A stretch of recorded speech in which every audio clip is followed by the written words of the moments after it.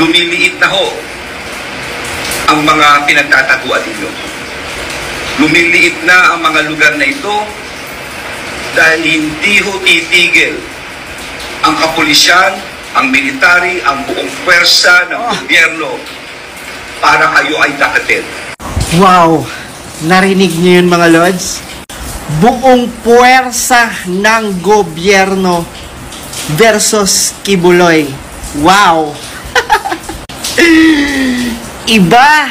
Grabe!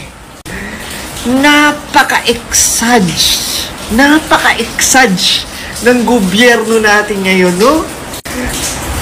Sa kadami-dami ng mga halang ang bituka, ano nga ang kinaso nila kay Kibuloy? Child trafficking at kung ano-ano pa. Now, which is, hindi pa guilty, pero kung umasta sila at kumbaga yung desire nilang dakpin si Kibuloy para talagang criminal no? Para talagang guilty.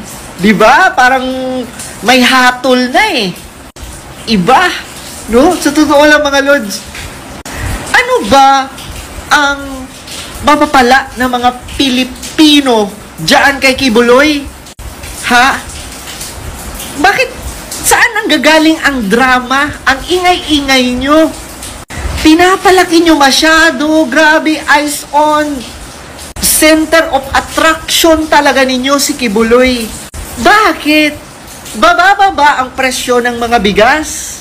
Mag-e-improve ba ang buhay ng mga Pilipino? Aangat ba ang ekonomiya? Aangat ba ang ekonomiya pag nadakip nyo si Kibuloy? Pag napatunayan yung kayo ang tama, mali si Kibuloy? Kasi sa totoo lang mga Lods, pwede nyo naman yung isolve Abalos na walang masyadong maingay, di ba? Pwede nyo yung isolve na hindi nyo na kailangan lagyan pa ng drama kasi wala naman kaming pakialam dyan kay Kibuloy. Ang pakialam ng mga taong bayan, nagtataasan na ang mga bilihin, di ba? Or dinadivert nyo lang ang atensyon ng mga Pilipino dyan sa mga walang kwentang issue. Alam nyo mga Lods, bakit ko sinasabing walang kwentang issue? Kasi di ba wala naman. Kumbaga, ano ba ang epekto niyan sa mga buhay natin, yung mga issue about dyan kay Kibuloy? Diba? Kasi napansin ko mga Lods, bakit? Ganyan ba sila sa ibang mga kriminal? Diba? Tumataas. Ito tumataas ang crime rate right now. Ganyan ba ang kanilang aksyon sa ibang mga problema about crimes? Ganyan ba sila umaksyon? Or kay Kibuloy lang sila ganyan? Sobrang nahalata ko na mga Lods. They are doing it para siraan talaga mga Duterte. Kasi imagine mo, hindi sila matahi-tahimik. At ito ang pinaka-weird sa lahat mga Lods. Ito pinaka-weird sa lahat. Saan nagsimula? Kay Risa Hontiveros. Dilawan. Grabe no? Tapos tignan nyo ngayon, yung asal ni Abalos. Diba? Parang connected sila no? Sinimulan ni Risa Hontiveros, sinigundahan ni Abalos. Wow! What a tandem! Alam nyo mga Lods, ganito lang yan Alam nyo bakit nagigil si Abalos na dakpin si Kibuloy? Imagine nyo,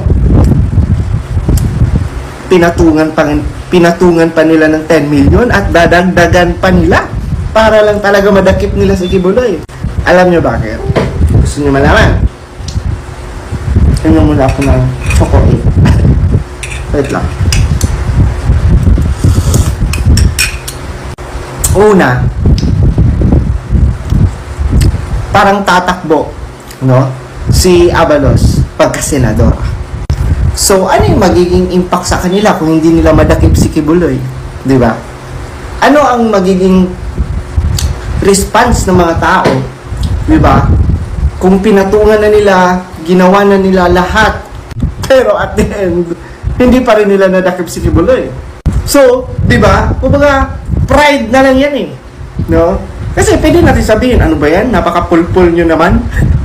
Ano ba yan? Napakamahina nyo naman. Di ba? Pwedeng ganun yung maging impact nila. pag hindi nila nahanap si Kibuloy, parang napasubo na sila eh. Diba? So kung hindi nila gagalingan na hanapin si Kibuloy, kasiraan yun nila. Diba? Yung pride nila. Kaya pansinin nyo, gigil na gigil sila ngayon. Kasi nga, ayaw nilang magmukhang engot sa mga Pilipino, which is, sobrang engot na nga nila ngayon. Kasi imagine mo si Bantag, hindi nila na, hindi nila na dakip. Diba? Yung si Tebes, pati ngayon si Kibuloy. At pangalawang rason, pag kasi sinisiraan nila si Kibuloy, ginawa nila lahat, no, para talagang nadakip si Kibuloy. Parang magiging way siya eh, para masira ang mga Duterte. At masira ang imahe, lalo na ni Tatay Digong. Kaya di ba pansinin nyo, hindi nila binibitawan niyang si Kibuloy. Diba? Kasi, akala nila, kasiraan ni Kibuloy, kasiraan din ni Tatay Digong.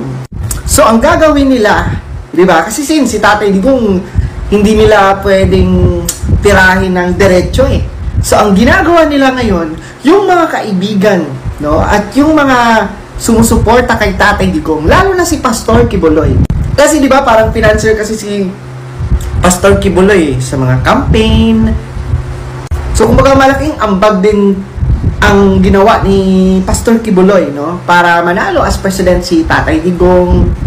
Although, alam naman natin, popularity-wise, fame-wise, sikat naman talaga si Tatay Digong ever since.